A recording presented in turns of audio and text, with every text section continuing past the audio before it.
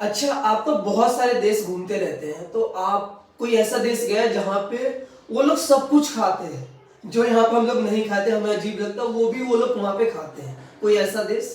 हाँ, मैं इतने जगह गया, मुझे सबसे ज्यादा जो अजीब वो इंडोनेशिया लगा। भाई साहब, वहाँ पे कुत्ता, बिल्ली, चमगादड़, मतलब हर तरह का जानवर खाया जाता है। और उन्होंने तो मुझे चौंका दिया कि भाई वहां पे सिर्फ इंसान को छोड़कर ऐसा कोई भी जानवर नहीं है। आपने तो यहाँ देखा होगा ना कि यहाँ पे मुर्गी के, बकरे के फार्म है जहाँ पे उनको पालते हैं, पर वहां पे कीड़े मकोड़े सांप सबको पालते हैं और उनको बेचते हैं भाई। और लोग वहां पे शौक से भी खाते हैं भाई साहब। अब किसी के खाने के बारे में हम कुछ बोल तो नहीं सकते। अब जैसे कि हमें मटन पसंद है, चिकन पसंद है, हम यहाँ पे खाते हैं, तो शायद उनके लिए भी वो वही चीज ही होगा। तो मुझे नहीं लगता किसी के खाने के बारे में कुछ हम बोल सकते हैं। सबका अपना चॉइस है, फ्रीडम है कि वो क्या खाना चाहते हैं। अच्छा, तो आप इंडोनेशिया घूमने गए, तो आपको कोई वहाँ का फेमस मार्केट याद है? जो कोई सिटी वगैरह कुछ भी, कोई मार्केट आप घूमने गए हो? जैसे यहाँ पे मुर्गी को ऐसे छोटे से जाल में रखते हैं ना, और ऊपर कुछ एक दो पीस रखते हैं, वैसे ही वहां पे जिंदे कुत्ते को नीचे जाली में रखते हैं और एक दो कुत्ते को वो ऊपर रखते हैं, जिसको वो काट काट कर देते हैं। वहां का जो एक सबसे फेमस मार्केट है एक्सट्रीम मार्केट, जो टॉमहन सिटी में है। भाई साहब, वहां पे हर तरह का मीट मिल जाएगा, हर किसी का भी मीट मिल जाएगा। और आप एंट्री करोगे ना तो सबसे पहले कुत्ते का मीट मिलेगा। और मैंने पूछा था वहां पे, प्राइस करीब 260 रुपए इंडियन रुपीस में था। 1 केजी अगर आप लोगे तो 260 रुपए का पड़ेगा। अच्छा, वहां पे क्या इंडिया जैसा फ्रेश मीट मिलता है जैसे हमारे में होता है कि उसी टाइम? समझ सकते हो ना कि मैं क्या पूछ रहा हूँ? ऐसा तो नहीं बता सकता कि वहां पे हमारे तरफ फ्रेश मीट मिलता है कि नहीं मिलता, बट मैंने किसी से पूछा था जब वहां पे एक सांप टंगा हुआ था, और मैंने उनसे पूछा कि इसको आप कैसे लेकर आते हैं, तो वहां के एक लोकल ने बताया मुझे कि वो लोग जंगल जाते हैं और वहां से शिकार करके सांप को लेकर आते हैं। तो वो करीब 1 या 2 दिन का होता है जब वो बेचते हैं। तो मतलब वो जो उनका सांप जो भी चीज है वो 1-2 दिन पहले का ही होता है, तो फ्रेश तो नहीं कह सकते।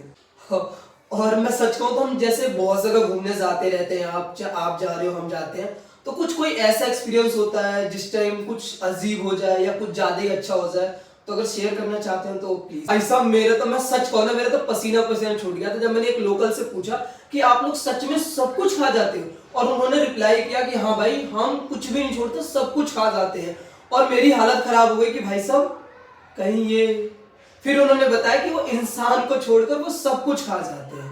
तब भाई थोड़ा सा सुकून मिला कि चलो मैं अब बहुत सेफ जगह आया हूँ, नहीं तो अंदर से पता नहीं क्यों डर सा लग रहा था। पर उन्होंने बताया कि वो इंसान छोड़कर सब कुछ खाते हैं। ये सुनकर तो बस मैं इमेजिन कर सकता हूँ कि आपके साथ वहां पे क्या सीन हुआ होगा। मुझे तो लगता है आपकी सांस रुक गई होगी और फिर अचानक से आई होगी जब उन्होंने ये बातें आपको बताई होगी। अच्छा, आपने ना मतलब चमगादड़ का नाम लिया था, तो क्या सच में आप चमगादड़ का मतलब मीट खाते हैं? हमारे यहाँ आपने चमगादड़ देखे होंगे जो ऊपर इतने बड़े बड़े साइज के होते हैं, इतने बड़े चाहे इतने बड़े, मैक्सिमम मैंने यही देखे हैं। पर वहां के जो चमगादड़ होते हैं ना भाई साहब, वो इतने बड़े होते हैं, जैसे अगर कंपेयर करें ना जो कौवे का साइज होता है, वो उतने बड़े बड़े साइज के होते हैं। मुझे लगता है ना कि वो लोग उसको पालते ही ऐसे हैं, चाहे उस चीज को मॉडिफाई कर देते हैं। जहाँ पे हम देखते हैं ना, यहाँ पे कई आलू छोटे होते हैं, बड़े बड़े, अलग अलग तरह को वैरायटी निकालते हैं। मुझे लगता है कि चमगादड़ का वो हाइब्रिड रखते हैं वहां पे और उसी को पालते हैं और वो मार्केट में बेचते हैं। पर एनीवेज, अच्छा लगा आपका एक्सपीरियंस। और आप इतने सारे देश घूमते हैं, आपको सबसे अच्छा देश कौन सा लगा? मतलब आपका जो एक्सपीरियंस है उसके हिसाब से बोलो।